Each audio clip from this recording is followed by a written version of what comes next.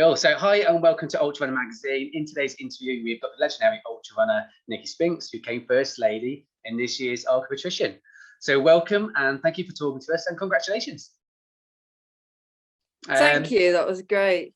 No, so obviously tell us a little bit about the arc of Attrition, because I know some people might not know what it is. I know it's gained a lot of popularity, but yeah, tell us a little bit about the event. So it's down on the southwest coast path from Coverack to Porthtowan, goes right round Lizard's Point, Land's End. So the coast path it's 100 miles long and 5,000 meters of climb, but they're all very, very steep and short climbs with a fair lot of steps in and some boulders. And there's about 30 miles of technical, rather exposed ground to do. I mean, for you, I normally see you doing some really extreme, crazy events like, the Bob Graham Round or the Barclay Marathons. What made you choose the arc of Attrition? I think it's almost the DNF rate was so high that I thought this has got to be a challenge. And also it was so different for me to do something that was runnable, but not so much runnable like the Thames Path 100 or something like that I probably wouldn't want to do. It sounded interesting. Also, I'd never been down to Cornwall, so it was a chance to sort of get down there. And I mean, the scenery is stunning. I'm glad I did it in the daylight, because the race starts at midday, so I had 14 hours of darkness to run through. But I think there was just a combination of things. I wanted to see what it would do to me. You mentioned the start time at 12 o'clock noon. How do you find that? Because I know a lot of ultra events start really early, 6 o'clock in the morning. How do you get on with that sort of midday sort of start time? I suppose it was quite nice in that you could have a good breakfast and just keep eating throughout the morning. Although starting at lunchtime, I then missed lunch. But I think that was okay. And actually, I quite looked forward to going into the night, because I quite like the night running. And it didn't seem to take 14 hours, actually. It seemed to go quite quickly for me. Yeah. What makes you prefer the nighttime section? Is that just because of the, what makes the nighttime a bit more interesting? I think some of the coast path, especially running through Penzance in the darkness, I preferred that to running through there in the daylight, which is quieter, I think. It didn't feel quite so strange. But I think I just quite like being on my own in these races sometimes, and you get more of a feeling on your own. And actually the waves were crashing on the shore down below, and that was quite atmospheric as well. Quite like that. So I think that was it really. And the terrain was actually, I think I got onto the technical terrain in the dark as well, so I was quite happy with it all. I think am I right in saying that this event was something that you wanted to do last year, but because of COVID this got moved into 2022? Has that made your race calendar for this year really, really busy, or has it just fitted in quite nicely with everything you've got planned? No, it was too busy really. But it's the way it is. I'm actually sort of glad it was postponed last year, because it was in January and we were just going into a lockdown. So they were trying to run it, and it would have been, I wouldn't have had support, and it would have been a far less comfortable experience doing it last year to this year. So and I wasn't able to recce it last year either, and the recce was very beneficial to just learning about the terrain. Just takes the pressure off it when you get to go on these events. You can just sort of enjoy it rather than having to map read the whole time, isn't it? Do you prefer doing these type of organized events, or do you prefer to have that control where you get to organize it like the double Bob Graham Round, or do you I know there's probably a lot more stress doing the ones that you're organizing, but do you prefer that? I think I like to do one of each per year, really. So there's some things about doing an organised event yourself that I actually like. The fact that I'm with all my friends, I can what want to eat. Although I had Damien on the arc, that's quite unusual for me to have somebody popping up that often with my food. So yeah, and I think doing the challenges on my own, I do quite like having and the route, you know, having to find my own route, and yeah, I like that. So yeah, it's one of each per year, one race and one round I quite like to do. No, fair enough. I mean, you mentioned Damien there. I mean, he's another legend in himself. So I'm guessing having someone so experienced like that just really helps. I know you've got, I think you call it like an elite crew that you normally have that you trust, and they know you and you know they're sorted and organised. But it must have been a massive help to have Damien there. Yeah, he was really, really good. He asked all the right questions beforehand and then just surprised me completely, because he said he'd not done road support for people before. But when I was worried I wouldn't be able to find him, but he was always there on the path wherever I soon got to know that he would find me and I wouldn't have to try and find him. Yeah. And then he had everything that I wanted laid out, but also came along with he could see that I was going off some food, and so he brought other food out, which was good. Yeah, it's really good. Now, I know on the arc, the route itself, I know there's some sort of technical stuff, but there's quite a lot of flat, roady stuff as well, isn't there? I'm guessing for you, knowing what you've done in the past, this is not sort of the terrain that you prefer. No, the first half, I just remember it being runnable, and I don't think it all was runnable, but maybe it was because it was in the daylight. There was a lot of men about that were running quite hard, and I was unsure whether to run hard. It felt really odd to be running hard in sort of like 30 to 40 miles into a 100-mile race. So yeah, I wasn't really that happy in the first half because I was just worried about whether I was overdoing it or not, really. And it just, yeah. And I think my legs just got so trashed from the running, the inside of my thighs, and I developed this sort of knot in my calf. And because it was just consistent, there was no long ups or long downs. I couldn't sort of get rid of anything. I kept trying to pick my knees up, but they just weren't having it. But towards the end, the last 3 miles, when I could see the last bay, were just on it, and it was a lovely, like a park run type trail as well. So yeah, I'd have liked to have been able to sort of spring along it a little bit more, but that wasn't happening. It was definitely more of a shuffle. I mean, I think every ultra runner will say sometimes the hills are a bit of a godsend, really, because you get to slow down a little bit and actually tackle them a bit of a breather. I know the amount of people that say, I'm going to do my first ultra on the flat, but that's not always the best thing, really. Sometimes it's nice to have some of those hills just to slow things down a little bit. Yeah, so when I read about the course and moving a flat, I thought, God, that's not really what sort of Nicky would like to do. But I suppose sometimes these events are a little bit like that. But yeah. I mean, obviously you coming in first lady, and I know you weren't that far off the ladies' record either. Was that always your plan to become first lady, or was that just something that just sort of happened? I don't know. I would like to have come first lady, but then I don't know the other ladies. I don't know a lot of the women in the south. And also it's just so far out of my comfort zone that I thought somebody who's used to running like more flatter 100-milers could easily just cruise past me. Yeah. So yeah, I wasn't really expecting anything, and I didn't go out. I just wanted to certainly finish it to start with, and do myself justice, really, not go out too hard and not blow up halfway and have I did that once on the UTMB, and it just, the last 10 hours were just hell. And you don't do it again. Well, you don't want to do it again. No, I think you learn your lesson quite quickly, don't you? Yeah. I mean, you as a person, are you quite competitive against other athletes? Or I know you're quite competitive on what you can achieve on certain routes and so on, but do you go in there with that competitive edge, go, right, okay, I really want to beat these people? No. I don't think that's a safe way of racing a long race. I have it in the back of my mind, and sometimes like I don't really want to know my position until halfway through the race, because I know when I do know my position, I won't want to lose whatever position it is. And I'm always looking over my shoulder.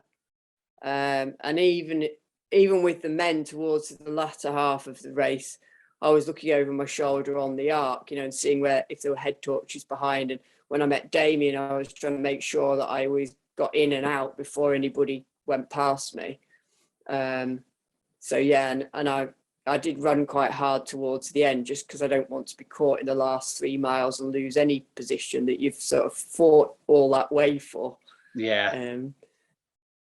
I mean, I'm guessing when you're overtaking the men, I think that that's quite nice. I think in our sport, it's such an even playing field, and I think a lot of the ladies are starting to really dominate these races. I know our pain thresholds are a lot different, and these ladies seem to cope with it so much better than we do. But maybe it's just the organisation skills as well. But no, that must be good that you can see that sort of field getting better and better all the time.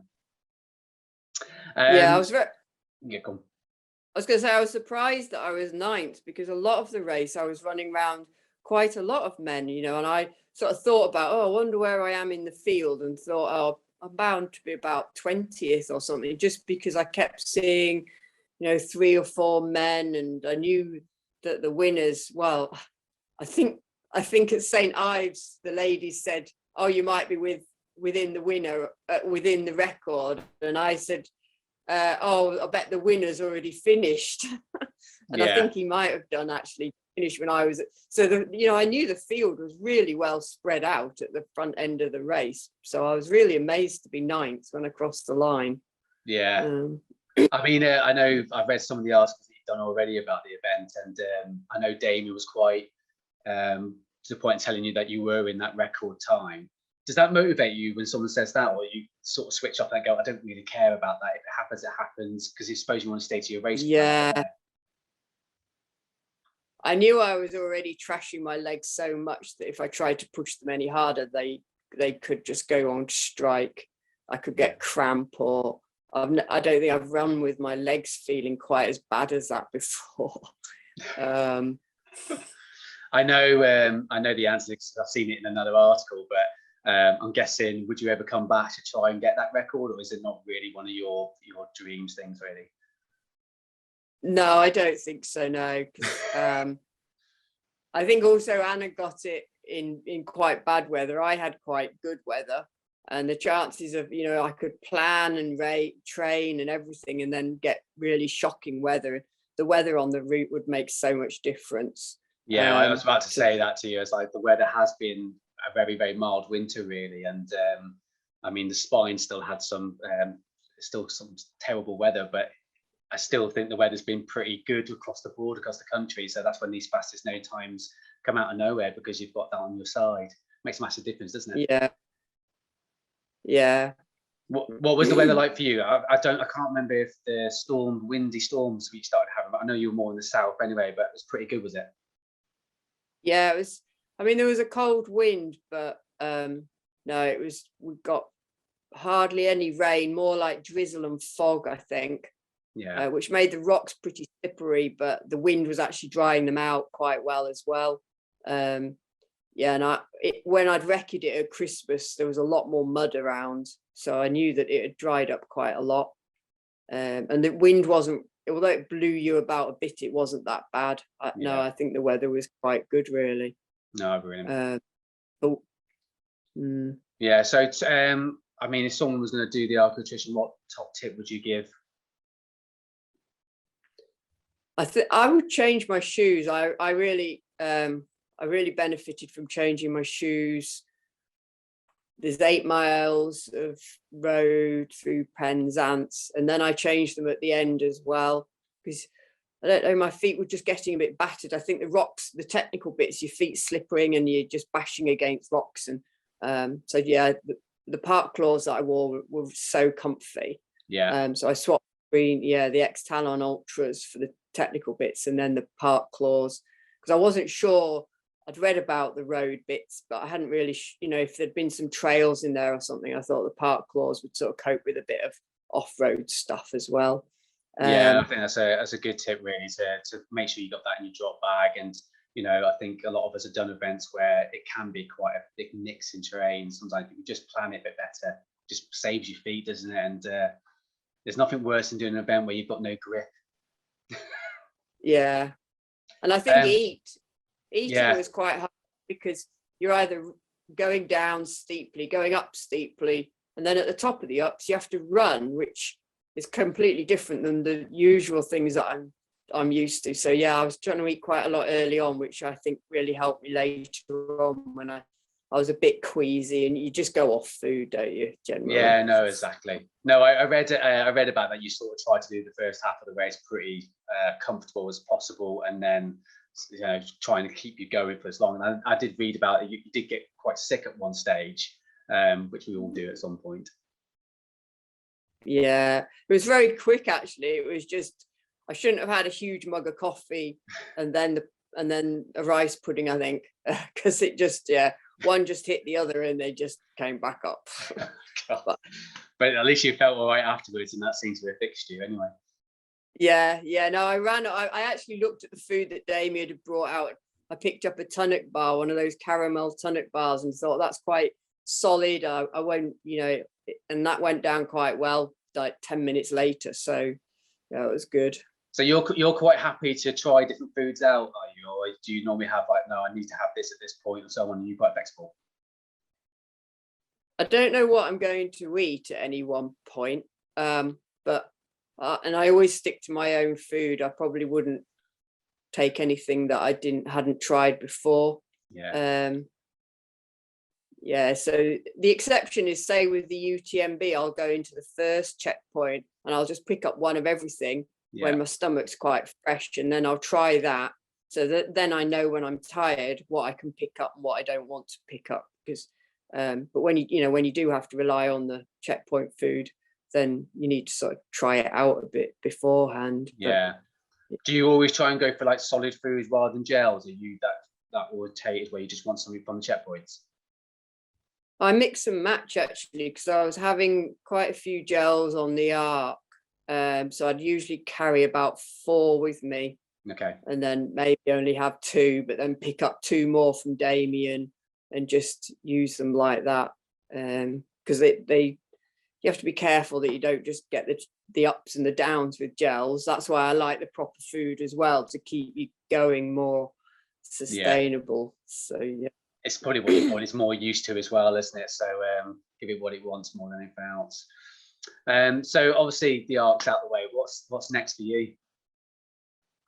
Well, I've got the Cheviot Go in March now, and then I don't know really. In the rest of the year, I haven't got so much sort of booked in. I want to go back and do the Tour de Géants in Italy again. Still in love with that another race. Brutal event again. Yeah. Is that because I know you came third lady in that one? Is that just to try and beat your time, or you just love it that much? I know it's a good course. Yeah. I mean, coming third was just unbelievable. But I mean, I do think somehow if I could just knock a few more minutes off, I'd get under 100 hours. Yeah. So I might go back for that. And what's your expectations for the Cheviot? Are you going for that one, or is that just another stepping stone in your race calendar? Yeah, no, it's just a stepping stone. It's a nice race to do, and it's local. So yeah. And there should be some good names on there. I know I spoke to Simon Roberts a few weeks ago, and I know he's going to be there. So it should be quite a nice lineup actually. Hopefully the weather stays as it is leading into that event for you, because it's been lovely so far. But March is one of those times where it can just be anything it wants to be, really, isn't it? Yeah, we could get a big dump of snow, or it could be really mild and sunny. Yeah, you just don't know, do you? Yeah, no. Really, well, thank you very much for talking to us. It's been an absolute pleasure, and I wish you all the best for the race calendar. And I'm looking forward to seeing your results actually at the Cheviot, because I think you're definitely someone else to watch out for. And even though you might not be as competitive, I think you're going to give that a good go anyway. Yeah, it's a distance that I like, 50 miles. It's great terrain as well, great route. Yeah. So hopefully, thank you. No problem at all. Nice speaking to you. I'll leave you.